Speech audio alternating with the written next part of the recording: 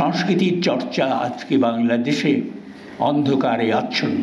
প্রাচুর্য আসবে, কিন্তু সেই প্রাচুর্যের বিতরণ ঘটবে না। এই যে করোনা ভাইরাসের যে আক্রমণটা ঘটল, সেই আক্রমণ পুঁজিবাদের প্রতিভূ এবং পুঁজিবাদের দূত। সামাজিক বিপ্লব করতে হলে আমাদেরকে লেনিনের কাছে যেতে হবে।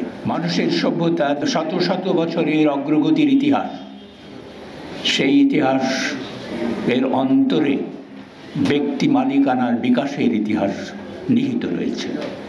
সেই যে পুরনো আদি সাম্যবাদী সমাজ থেকে বাদ দিলে যে সমস্ত সভ্যতা এসছে, দাস সভ্যতা, তার সামন্ত সভ্যতা এবং যে পরে পুঁজিবাদী সভ্যতা, সে সভ্যতার চরম উৎকর্ষে আজকে পৌঁছেছে।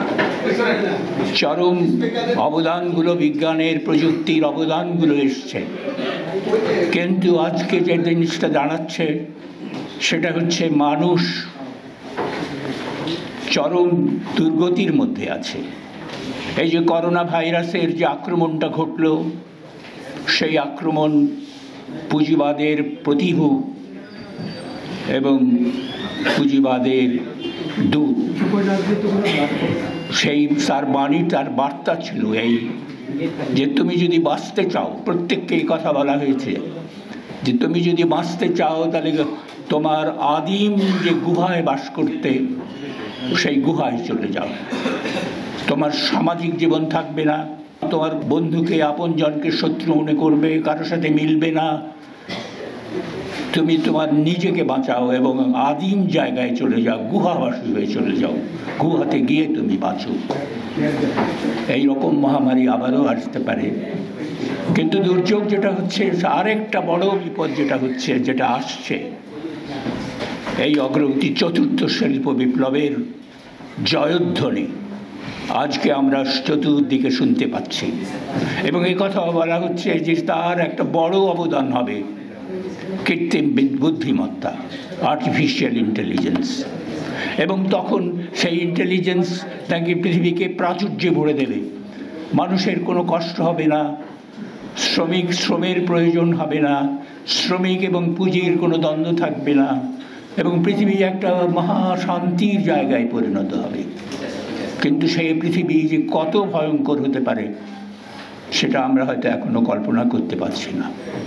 সেই পৃথিবীতে, সেই কৃত্রিম বুদ্ধিমত্তার পৃথিবীতে লক্ষ লক্ষ মানুষ বেকার হবে, এখনই হচ্ছে। এবং প্রাচুর্য আসবে, কিন্তু সেই প্রাচুর্যের বিতরণ ঘটবে না। এর মালিকানা যদি এই পুঁজিবাদীদের হাতেই থাকবে, এবং পুঁজিবাদীরা এই মালিকানাকে, আর্টিফিশিয়াল ইন্টেলিজেন্সের মালিকানাকে মানুষের বিরুদ্ধে, মানুষের সভ্যতার বিরুদ্ধে, প্রকৃতির বিরুদ্ধে, প্রাণের বিরুদ্ধে ব্যবহার করবে, এবং মানুষ ওই যন্ত্রের দাসে পরিণত হবে এবং মানুষ নিজেই যন্ত্র হয়ে যাবে। তো সেই রকমের আরেকটা আদিম চাষ ব্যবস্থা এখানে চলে আসবে, সেই রকম আশঙ্কা দেখা দিচ্ছে। কাজেই লেনিন আজকে অত্যন্ত জরুরি। লেনিন ছিলেন বিপ্লবী, এবং যে সমাজ বিপ্লবের স্বপ্ন তিনি দেখেছিলেন, যে সমাজ বিপ্লবকে তিনি বাস্তবায়িত করেছিলেন, সেই সমাজ বিপ্লবকে আজকে সারা পৃথিবীতে দরকার প্রয়োজন হয়ে পড়েছে।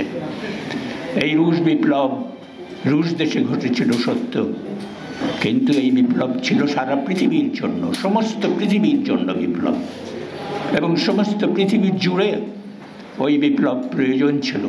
সমস্ত পৃথিবী জুড়ে ওই বিপ্লব ঘটেনি বলেই আমলাতান্ত্রিক ব্যবস্থার মধ্য দিয়ে, প্রচারণার মধ্য দিয়ে, ছাড় দিয়ে, প্রতারণা দিয়ে সেই বিপ্লবকে সবকে মুছে ফেলা হয়েছে। কিন্তু এই বিপ্লব ছাড়া মানুষের মুক্তি নেই। সেজন্য সামাজিক বিপ্লব করতে হলে আমাদেরকে লেনিনের কাছে যেতে হবে। এবং সেজন্য যেটা করেছিল, সে লেনিন যে প্রচার মাধ্যমের যে শক্তি, সেইটা লেনিন দেখেছিলেন, এবং সেই জন্য লেনিন পত্রিকা বার করেছিলেন, ইস্কা পত্রিকা, প্রাবদা পত্রিকা, এগুলো বের করেছেন, এবং এই পত্রিকা দিয়ে পুঁজিবাদকে উন্মোচিত করেছেন এবং মেহনতি মানুষকে সংগঠিত করেছেন। আজকে এই মিডিয়া, এই মাধ্যম, প্রচার মাধ্যম আমাদের হাতে নেই, সাধারণ মানুষের হাতে নেই, এটা মানুষের বিরুদ্ধে চলে যাচ্ছে আজকে। তাই যে জিনিসের প্রয়োজন, লেনিন ওই যে বলেছিলেন কি করতে হবে, সেটা তার ওই পত্রিকাতে, ইস্কা পত্রিকাতেই বলেছিলেন শুরুতেই। আজকেও কি করতে হবে সেইটা আমাদের নির্ধারণ করতে হবে, এবং আজকে যেটা দরকার হয়ে পড়েছে সেইটা তো আজকে তো ওই পত্রিকা আমরা, ওই রকম পত্রিকা আমরা পাবো না, ওই রকম গণমাধ্যম আমরা পাবো না, পেলেও ব্যবহার করতে পারবো না।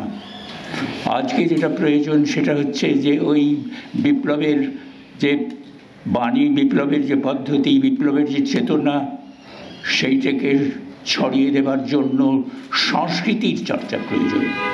সংস্কৃতির মধ্য দিয়ে, সংস্কৃতির চর্চার মধ্য দিয়েই আমরা এই বিপ্লবের চেতনাকে, বিপ্লবের প্রয়োজনীয়তাকে এবং বিপ্লবের পদ্ধতিকে সামনে মানুষের কাছে নিয়ে যেতে পারব।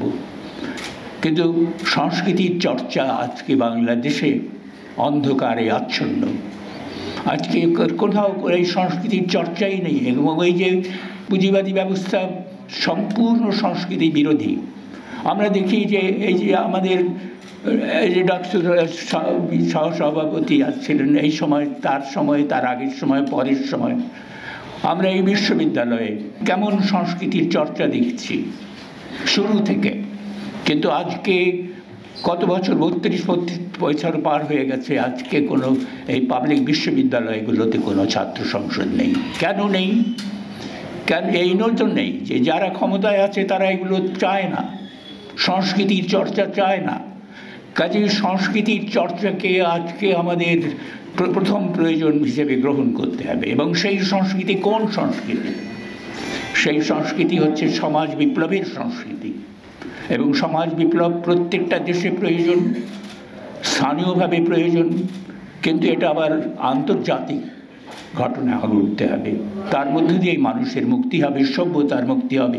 নইলে সভ্যতা খাদের মধ্যে পড়বে, যে খাদের প্রান্তে আজকে মানুষের সভ্যতা এসে দাঁড়িয়েছে, যে আর্টিফিশিয়াল ইন্টেলিজেন্সের ভয়ঙ্কর আশঙ্কার মুখে আজকে আমাদের সভ্যতা দাঁড়িয়েছে। কাজে এই সংস্কৃতির সেই চর্চাকে আমাদেরকে সমস্ত দেশ জুড়ে করতে হবে, এবং সেই চর্চার লক্ষ্য হবে সমাজ বিপ্লবের চেতনাকে বিকশিত করা।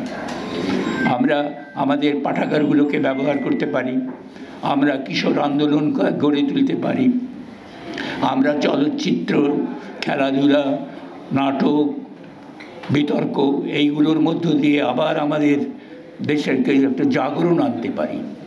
আমরা জাগরণের কথা শুনেছি যে ব্রিটিশ আমলে একটা বাংলায় জাগরণ এসেছিল, সে জাগরণ কোনো একটা ক্ষুদ্র জাগরণ ছিল, সে জাগরণ তারপরে সাম্প্রদায়িকতার মধ্যে চলে গিয়েছিল।